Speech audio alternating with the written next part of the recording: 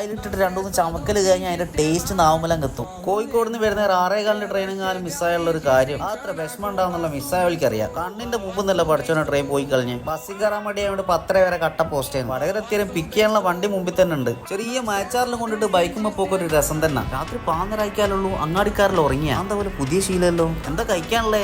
കയറി വന്ന പാടിന് എന്താ തിന്നാളെ ചോദിച്ചോണ്ട് ഉമ്മാരെന്നെല്ലാം കിട്ടി. അതുകൊണ്ട് ഒന്നും കൂടി ഞാൻ മാറ്റി കയറുന്നുണ്ട്.